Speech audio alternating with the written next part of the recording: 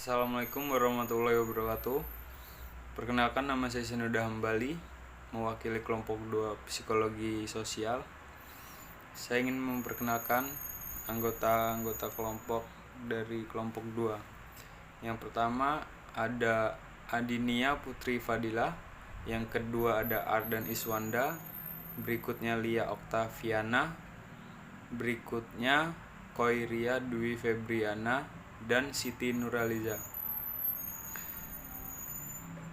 Ya, saya mempersilahkan kepada pembaca materi. Dipersilahkan. Dasar-dasar perilaku sosial. Suatu tindakan atau perilaku dapat diketahui, yaitu dengan cara mempelajari, mengamati dalam kehidupan kita sehari-hari. Pada kesempatan kali ini, maka kami akan bahas mengenai keteraturan mengenai dasar-dasar yang mempengaruhi perilaku manusia dalam aspek sosial di masyarakat. Setiap individu dengan individu yang lain itu mempunyai tingkah laku atau perilaku yang berbeda-beda, sehingga dapat menimbulkan suatu masalah yang dapat terjadi. Kami akan menerangkan tentang hal-hal yang terkait dalam penimbulan suatu tingkah laku kehidupan manusia. Dasar-dasar perilaku sosial. 1. Pendapat kaum Stoik dan Epikurean. 2. Hakikat manusia. 3. Pengertian motivasi. 1. Pendapat kaum Stoik dan Epikurean. A. Pendapat kaum Stoik. Pada dasarnya, konsep Stoik mengarah pada kemanusiaan atau humanisme, yang artinya suatu pandangan pola hidup yang menetap manusia atau individu sebagai titik dari fokus utamanya. Pada kaum ini atau Stoik mempercayai bahwa pada dasarnya hakikat setiap manusia adalah suatu bagian dari satu akal atau logos yang sama.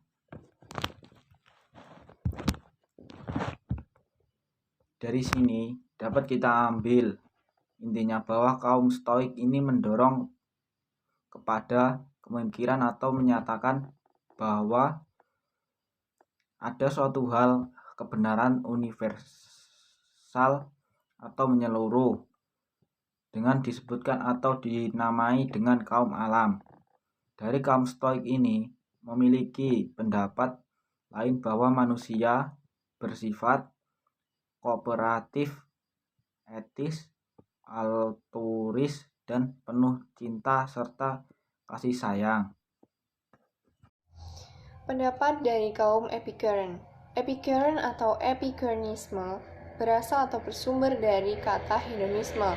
Epicurean menekankan bahwa suatu kenikmatan itu tidaklah pantas, baik kenikmatan secara indrawi atau bahkan hasrat-hasrat secara jasmania. Bagi kaum Epicurean, suatu kenikmatan tertinggi itu disebut dengan tranquility, atau kesejahteraan dengan bebas dari rasa takut, yang dapat diperoleh dari ilmu pengetahuan, persahabatan, dan gaya hidup sederhana. Menurut bangsa Yunani kuno, menikmati kehidupan itu diperlukan pengendalian diri, kesederhanaan, serta ketulusan.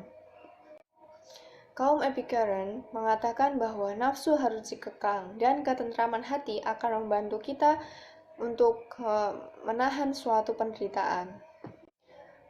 Kemudian, menurut kaum Epicurean, manusia itu dipandang sebagai makhluk yang kompetitif, hedonistik, dan pencari dari sebuah kesenangan. Hakikat manusia. Manusia adalah makhluk yang dalam proses perkembangan. tidak pernah selesai selama hidupnya, dipengaruhi oleh lingkungan dan mempengaruhi lingkungannya, terutama lingkungan sosial. Bahkan, ia tidak dapat berkembang sesuai dengan martabat kemanusiaannya tanpa hidup di dalam lingkungan sosial. Ada beberapa hakikat manusia, yaitu A. Manusia makhluk individual. Manusia sebagai makhluk individual adalah manusia mempunyai hubungan dengan dirinya sendiri, adanya dorongan untuk mengabdi kepada diri sendiri. Yang B. Manusia makhluk sosial. Manusia sebagai makhluk sosial adalah manusia yang memiliki hubungan antar manusia dengan sekitarnya dan saling membutuhkan, serta adanya dorongan pada manusia untuk mengabdi kepada masyarakat. Selain itu, manusia sebagai makhluk sosial adalah manusia sebagai makhluk yang dapat dididik. C. Manusia makhluk berketuhanan.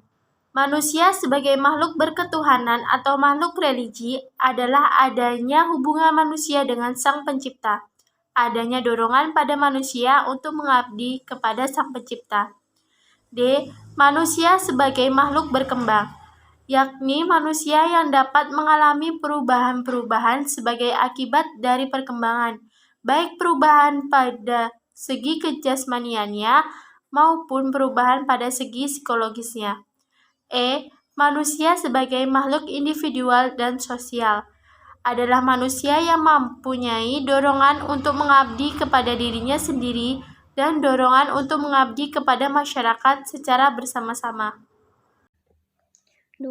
Hakikat manusia. Pokok hakikat manusia adalah untuk memperoleh pengetahuan, yaitu yang pertama ontologi, di mana ilmu membatasi diri pada lingkup penelaahan keilmuan hanya pada daerah-daerah yang berada dalam jangkauan pengalaman manusia. Yang kedua yaitu epistemologi, yang membahas mengenai segenap proses yang terlihat dalam usaha manusia dalam memperoleh pengetahuan menggunakan metode keilmuan atau metode ilmiah.